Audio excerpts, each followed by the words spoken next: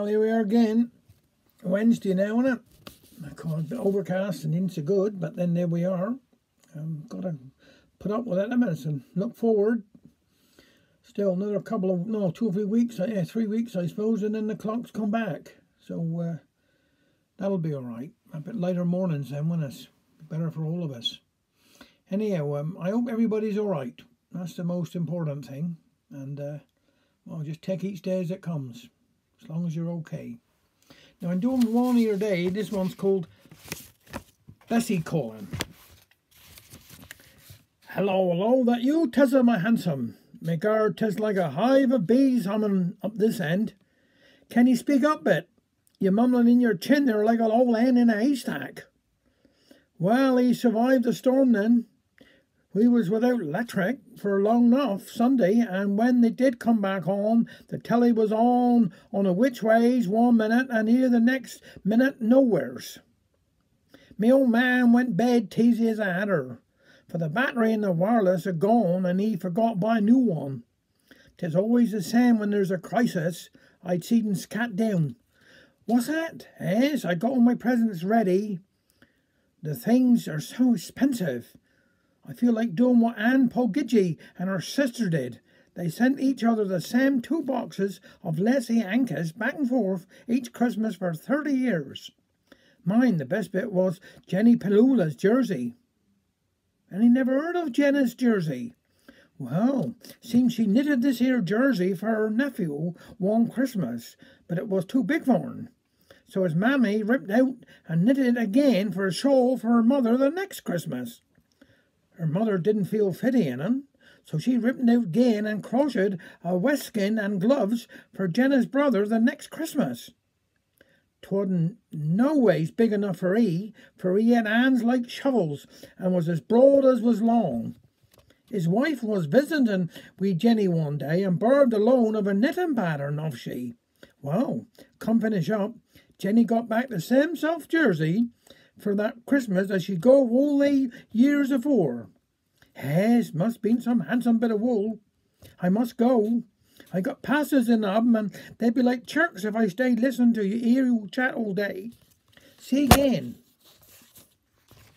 Now this is another one by Liz Arman. This one's called Harvest Festival. Well, we had our Harvest Festival, and I really must confess, we thought we was well organised, but it ended up in some mess. We had so much fruit and vegetables, too much if you could tell, eggs and jams and pickles, homemade wines as well. All day they kept coming, bringing piles of stuff. We didn't like to hurt their feelings by saying, look, we've got enough. So we filled up all the windows and empty places too. We even piled up sheaves of wheat around the organ base. The organist, he wasn't pleased. He could only stand and stare. He said, I better bring my hook and hack my way in there.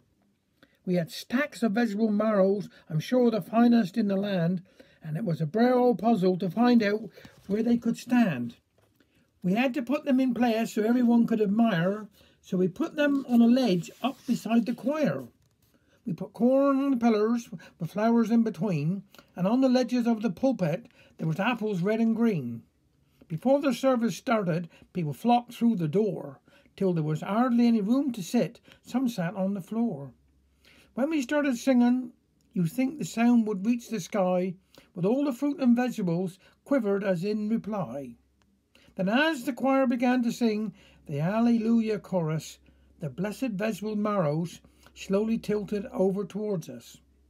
As the sopranos strived to reach their note and the basses thundered for all their worth, one by one these marrows fell with a crash to earth. They fell upon the eggs and jars set out in the artificial grass, and all that was left was broken shells and countless shards of glass. The parson started his sermon, holding his ancient garden fork, until, just as Uncle Jim's parsnip wine decided to blow his cork. A great fond of liquid shot clean up in the air, then landed on Aunt Liz's hat and squashed it fair and square. Out screeched she, you vermin, my aunt is as it is ruin. I've always said no good will come of all this blinking brewing.